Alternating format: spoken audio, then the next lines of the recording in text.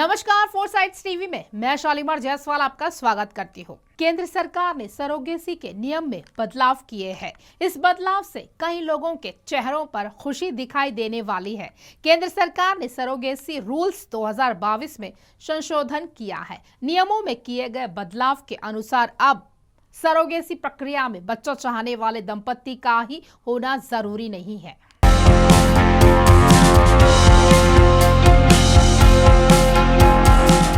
सरल शब्दों में सरोगेसी को समझा जाए तो अपनी पत्नी के अलावा किसी दूसरी महिला की कोख में अपने बच्चे को पालना सरोगेसी कहलाता है। ऐसे कपल जो माता पिता तो बनना चाहते हैं लेकिन वह बच्चा पैदा नहीं कर सकते, वे सरोगेसी को अपनाते हैं। केंद्र सरकार ने सरोगेसी कानून में बदलाव कर अब अकेली महिलाओं को भी इस प्रक्रिया से मां बनने का अधिकार दे दिया है।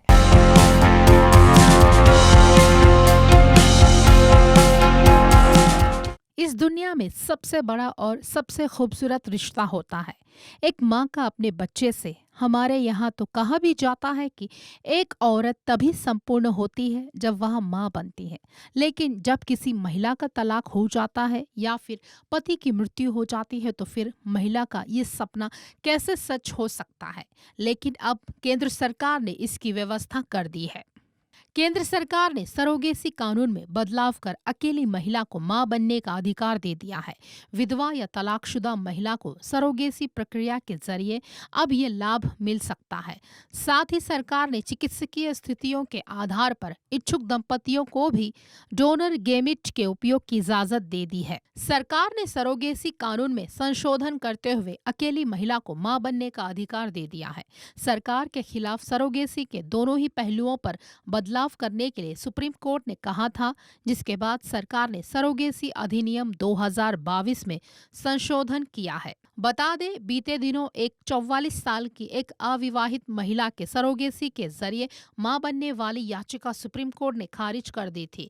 इसके बाद से सरोगेसी पर फिर से चर्चा होने लगी थी।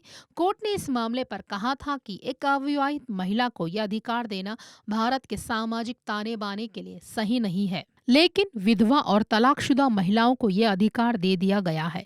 इसके अलावा किसी मेडिकल इलनेस से पीड़ित दंपति के लिए अनिवार्य तौर पर दोनों की जरूरत नहीं है, यानी सीधे तौर पर कहे तो पति या पत्नी में से एक का होना जरूरी है, जबकि दूसरा डोनर गेमिट उपयोग में लिया जाएगा। हालांकि ऐसे मामले में जिला मेडिकल बोर्ड से आपको परमिशन लेनी होगी। विधवा या तलाकशुदा अकेली महिला के मामले में किया गया बदलाव भी सुप्रीम कोर्ट के निर्देश पर किया गया है। अब अकेली महिला को सरोगेसी प्रक्रिया का लाभ उठाने के लिए डोनर स्पर्म की इजाजत दे दी गई है, बशर्ते उनकी उम्र 35 से 45 साल के बीच होनी चाहिए। लिव इन में रह रहे कपल्स के लिए ये सुविधा नहीं दी गई है।